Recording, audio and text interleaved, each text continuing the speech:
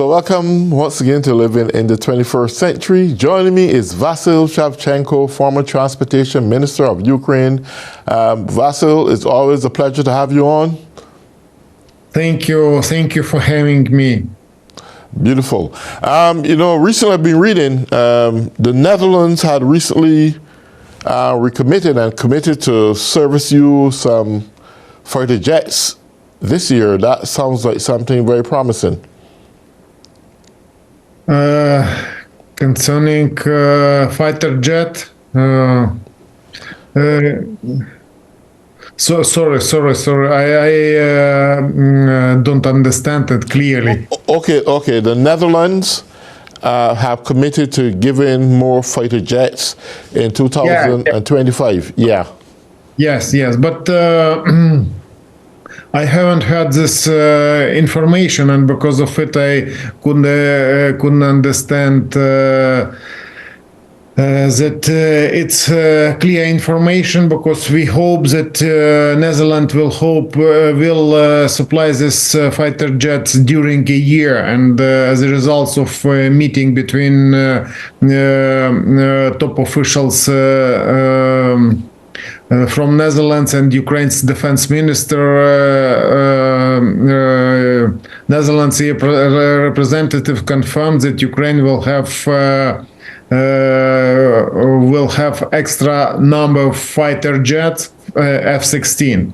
But it's extremely important for Ukraine, because you know that fighter jet, it's our serious hope to prevent Russia's blow. You know that Russians are using against Ukraine's military forces gliding bombs, and now they are launching it from farther distance than it was before. But thanks first part of fighter jets, Russians understood that Ukraine's forces are going to inflict blowback, because, for example, because of many blow to Russia's refinery and their storage with fuel for their bombers. And the fighter jets, they have to move it further in the depths of Russia Federation, and because of it, the number of launching have cut 2 or 3 times. It's easier than before for Ukraine forces, but extra fighter jets will allow Ukraine forces to prevent, and we hope that there will be a weapon which would allow us to hold them at the distance from the battle line, and to prevent opportunity to use it previous century weapon which equipped the flying equipment and bombing civilians, because it isn't precision weapon as usual. They are bombing not only Ukraine's territory, but they are bombing occupied by Russians territory and own territory, because its equipment doesn't work correctly, and very often they can drop it at their own territory. And the more distance from battle lines, them more rare they will be able to inflict blow to our residential places and settlements and battle line. Yeah. I want to ask this question because recently on January 30th, Secretary of State Marco Rubio in an interview stated that this war between Russia and Ukraine is unprovocative. He denounced the war. He said it shouldn't have happened. Do you foresee that the support of the United States continuously be there for Ukraine? Do you think there may be some form of common understanding that Putin say enough is enough and just finish with this war, that Ukraine can get ahead with their lives? Yeah, but thanks him for his speech. But I saw that he hopes that Russia Federation will be ready to hold negotiations or is interested in ceasefire. We can see opposite action, and I think that Russia is using their favorite tactics to blackmail and spreading lie. Because you know that according to the Russia's interior information, they are not fighting with Ukraine. They are fighting against the NATO bloc. And they commented, Russia's president commented for Russia's audience, for Russians, that he have to offense Ukraine because Ukraine was going to be a NATO bloc member. And I think that this lie allows him to hold war and to blackmail Western countries. You can see that this idea to spread a lie and to hold negotiations concerning how to divide the world. Where will be zones of influence, powerful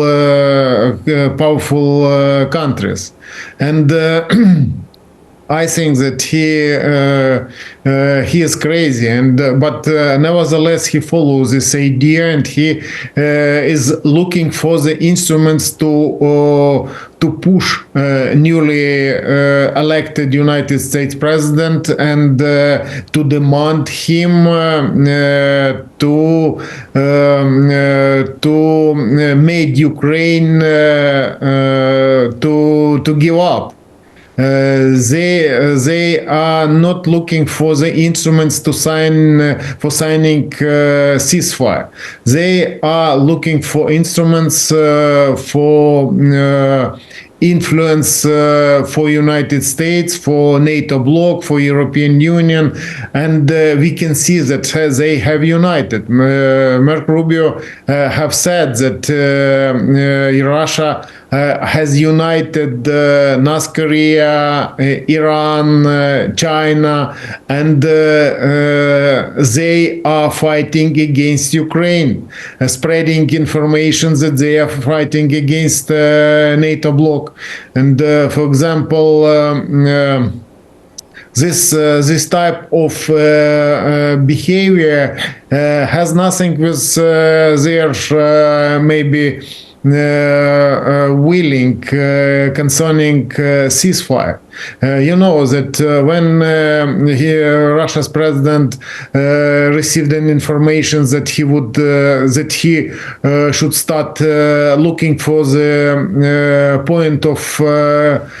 point of establishing ceasefire, how to establish ceasefire, and he answered that he is not interested in holding negotiations, looking for the pretext to refuse, because he is interested in being among powerful countries again. He is looking for the way back, and he is looking for the instruments to communicate. And I think that United States President Donald Trump have understood it, and because of it, he is not going to have direct negotiations before the ground for signing ceasefire is prepared. But before, I think that Russia's authorities will send different type of information from different sources concerning ceasefire, but they are ready to communicate with United States about ceasefire in Ukraine.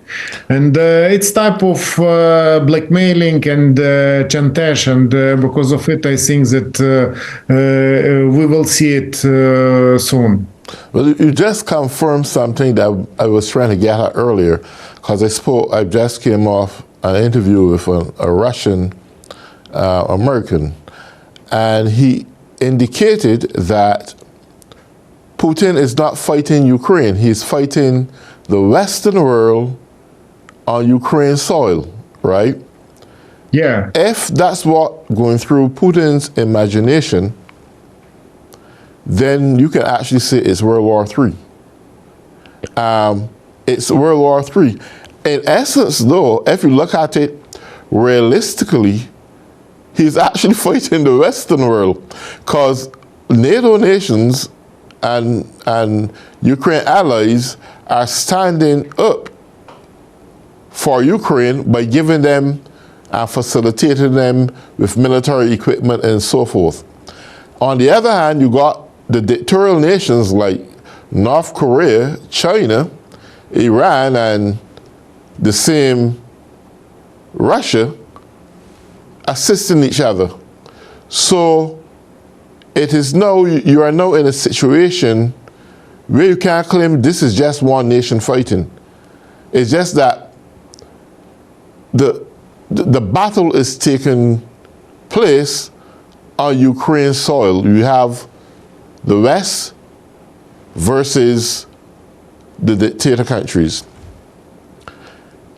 When this start to happen, I don't see anything called negotiations is going to happen anytime soon. What I see is the provision and growth for expansion of physical warfare. That's what I'm seeing happening in the picture.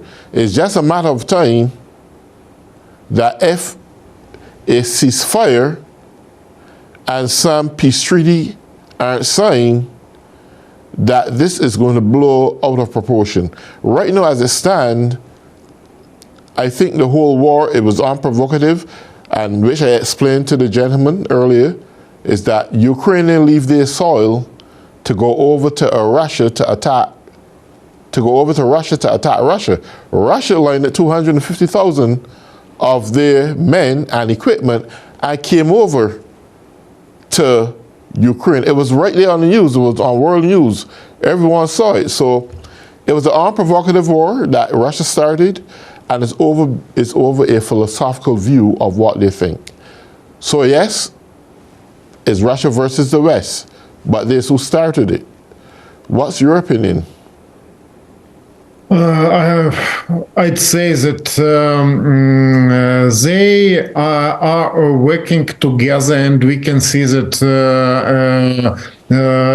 Russia is turning into China's proxy.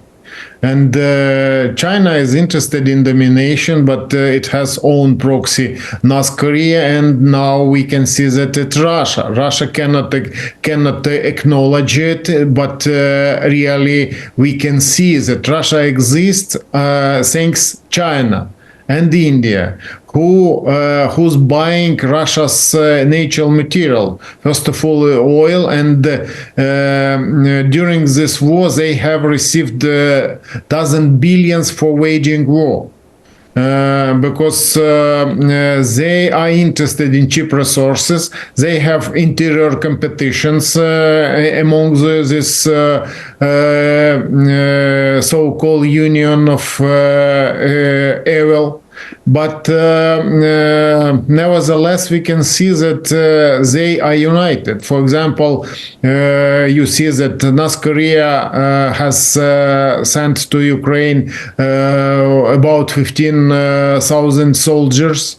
Now, part of them, they have lost from 30 to 50% personnel, and they have withdrawn it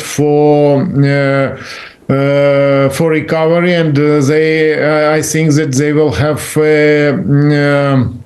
more North Korean soldiers, because Russia is unable to send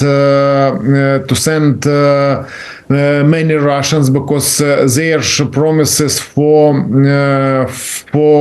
benefits from this war, it's lie. Mostly they are saying they are sending Russians to die here and us Koreans to die here. Yeah. But by the way, did Ukraine capture any of North Korean soldiers? Yes, yes. Ukraine's special forces operation stormtroops have captured Northern Korea with their notebook, with their recommendation, and with information from inside. And Russians, because of before Russians were blocking information and died North Korean soldiers. They were eliminating before Ukraine forces could reach them, and then Ukraine forces managed to capture, and there was an information in the media concerning socializing secret service with these representatives. And you know that they have sent, for example, North Korea, if we have started speaking about it, they promised to supply to Ukraine for next year 150 ballistic missiles long range, which is able to hold 1 ton explosion and explosive materials. They decided to send to Russia's artillery because Ukraine forces have eliminated a lot of Russia's military vehicle equipment, artillery, anti-artillery system, carriers, and etc. And they decided to send it to Ukraine. And now we can see that China is sending spare parts for producing different type of drones. First of all, it's drone first person view, FPV drones. They are sending to Russia spare parts for producing it. And we saw that every night Ukraine is under shelling by Iranian drones, which has more than 100 kilometers explosions. And today, after blow, for example, in one region, they killed 7 persons and wounded 6 persons because Ukraine's forces are able to intercept about 90%, 90+%, but 5 or 10% can damage facilities and can damage residential houses, residential areas, because we have understood, all world have understood that Russians are fighting with civilians, with children, with elderly, with all people they are fighting. They are not ready to fight against good armed military units, but they are fighting with civilians effectively, trying to spread fear around Ukraine. And to demonstrate that they are powerful for Western countries, but for Western countries, it's choke their type of waging war. And it's a human waging war, and it's a war without any limits and without any standards. It's a country which is killing all people. And I think that this type of waging war have demonstrated their real willing. And for example, there are many rumors concerning ceasefire, that both sides have to make step back, but Ukraine is occupied. Ukraine is aggressor.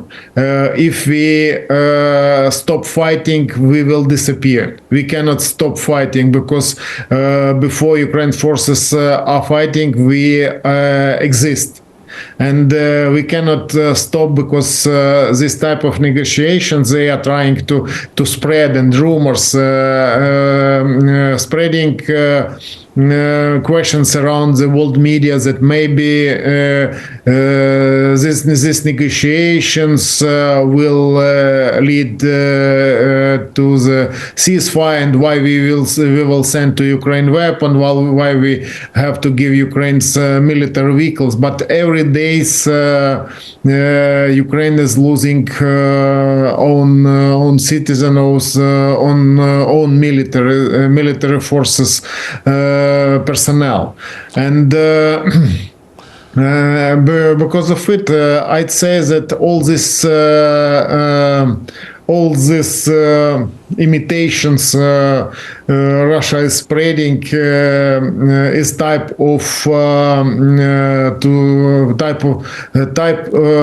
to attempt to deceive Western countries and to sit at the same table for discussion about the world future. It's their goals, not ceasefire in Ukraine. Do you have an idea approximately how many North Koreans had been captured in Ukraine? Any ideas? I know that first time they got to Ukraine forces, there was eliminated more than one platoon Korean soldiers, and them was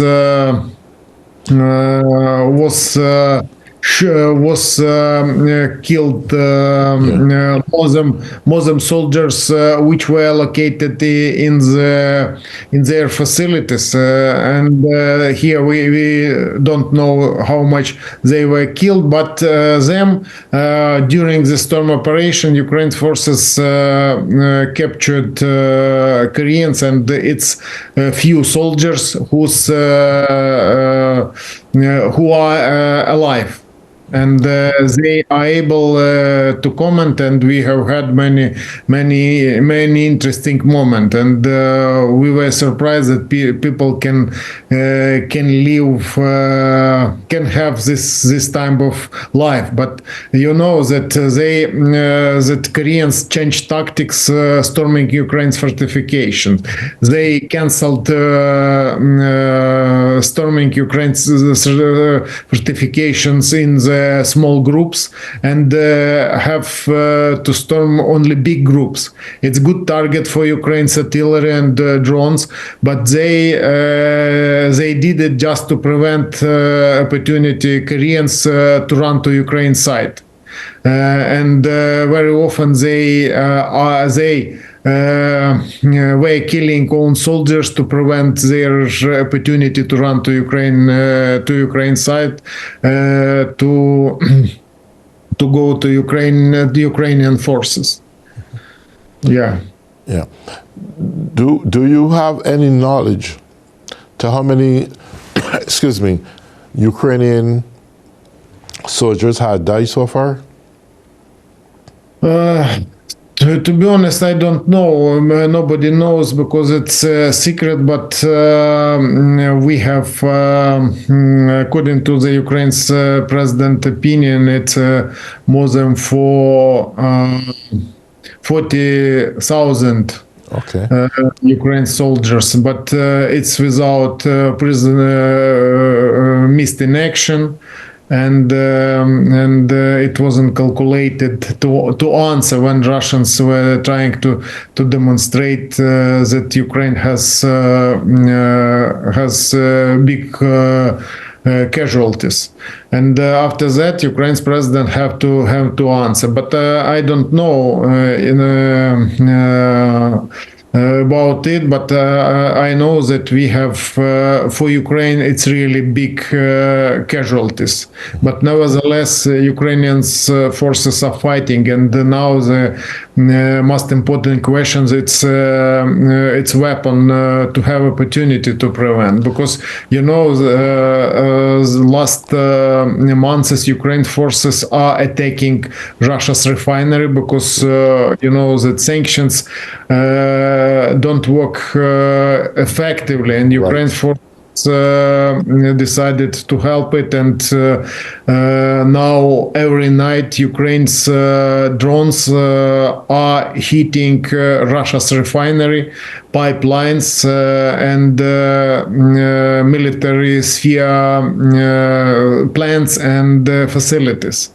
And now we can see that they are unable to export their oil from different places. They are unable to fuel their tanks.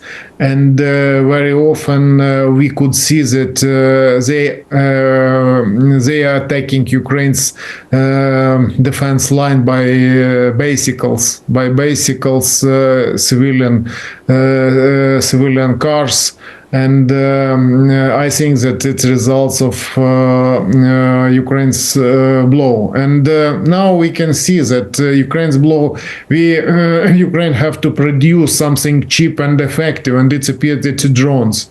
And now we have different type of drones, and now Ukraine is able to hit targets up to 2,000 kilometers inside of Russia Federation. And Ukraine's Secret Service and military intelligence service are launching these drones to prevent opportunities Russia's military to fuel their tanks and carriers to attack Ukraine's fortifications. Yeah. Great. So you would say then that Ukraine is making some headway and success now in Russia in terms of diluting their power. Ukraine are not targeting civilian targets. Ukraine is focused on to prevent Russia's blow, and we are following international standards, and we are following our partners' recommendations, and we are not fighting with civilians. Absolutely. Our targets, it's